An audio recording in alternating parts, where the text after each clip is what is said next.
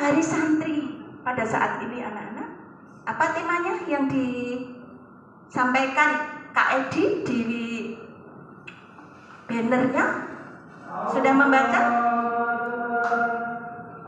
Mengawal Indonesia merdeka menuju peradaban dunia. Mengawal itu menjaga anak-anak. Jadi Indonesia yang sudah merdeka, marilah kita jaga. Kita sebagai muslimah, sebagai santri, santriwati, mahasantri, menjaganya yang pertama dengan moral. Moral kita yang baik. Harus membentengi bangsa kita, diri kita sendiri, keluarga kita, masyarakat kita dari pengaruh-pengaruh yang buruk. Jauhi segala yang dilarang oleh Allah, oleh agama. Yang kedua, dengan intelektual kita mengawal kemerdekaan dengan kecerdasan otak kita. Kita harus berjuang menuntut ilmu. Kata Imam Bukhari, barang siapa yang mencari jalan untuk menuntut ilmu, maka Allah akan memudahkan jalannya ke surga. Banyak kisah orang yang menuntut ilmu sambil berpayah, menangis, tertatih, bahkan berdarah-darah anak-anak. Akhirnya menjadi orang yang mulia, diangkat derajatnya di dunia dan di akhirat. Itu ada santri Tebu Ireng. Kamu bayangnya ada berapa ribu? Dia lulus S1 senior. Dulu kalau mau beli laptop yang harga 8 juta, itu ibunya mesti lele duit kok mbok tuku laptop larang apa ora ditukokne sapi wae. Tinggu modal masa depan. Tapi beliau tahu bahwa ilmu lebih penting daripada harta. Ilmu menjaga kita. Kalau harta harus kita jaga. Ilmu membuat kita berpikiran luas, berpikiran moderat, mudah dalam menyelesaikan suatu urusan.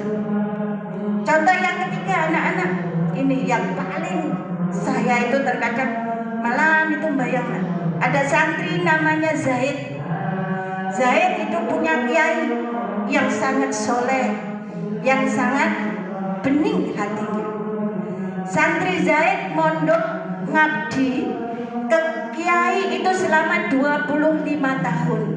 Jadi sejak dia MI kelas 1 itu usia berapa? 7 tahun. Sampai 25 tahun berikutnya usia berapa? 32 tahun. Setiap santri pergi, Zaid ganti imam. Kalau Anda undangan untuk ceramah, ngisi tausiah, maka kiainya nggak bisa, yang menggantikan siapa? Zaid. Pada suatu saat ketika dia sudah mondok 25 tahun, bapaknya Zaid sakit keras. Akhirnya adiknya nelpon, kakak, ayah sakit, tolong kakak pulang.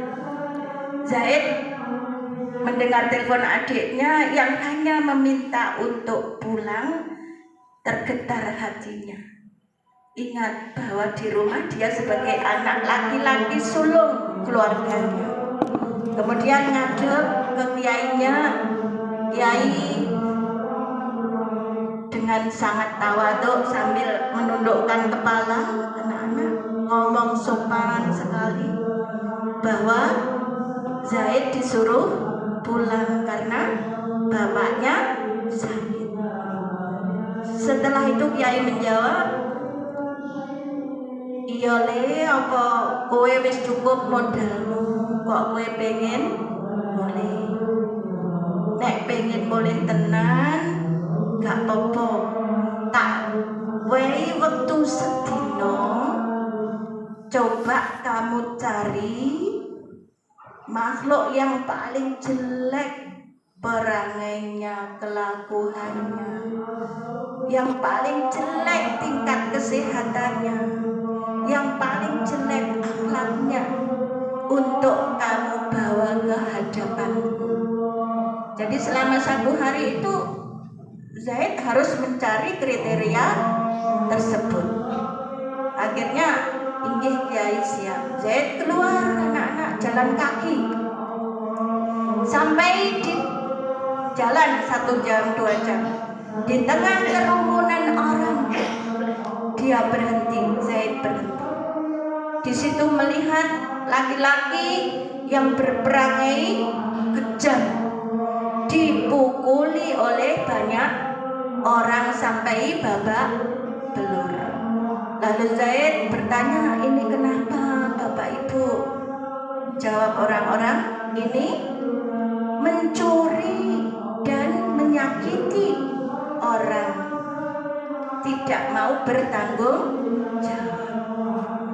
Setelah itu Zaid mendekat, apakah ini yang dimaksud kiaiku? Ingin dibawa ke kiainya.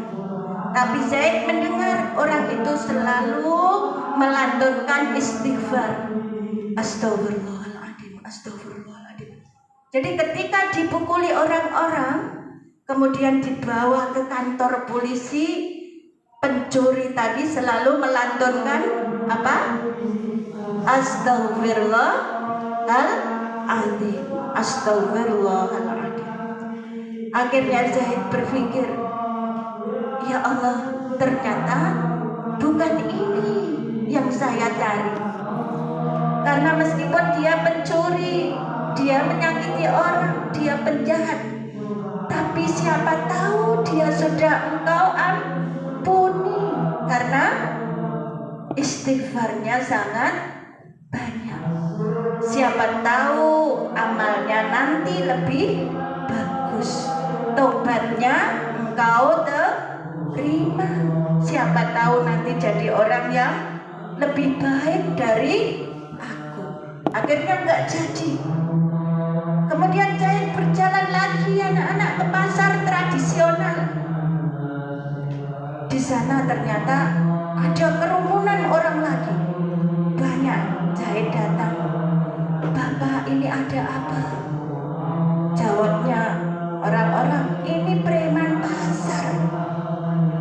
Dia suka mendem, suka medok, suka judi, suka ngapusi, suka malak orang. Tapi dia mati tertabrak mobil. Padahal dia baru masuk Islam beberapa hari yang lalu. Zaid berpikir, apakah ini yang dimaksud kiai saya? Apakah ini yang harus saya bawa kepada kiai?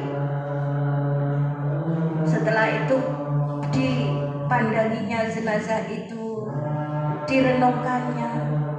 Kemudian Zaid berpikir, siapa tahu dia mesti husnul khotimah karena dia sudah masuk Islam. Jangan-jangan dia sudah diampuni oleh Allah. Jangan-jangan dia masuk surga.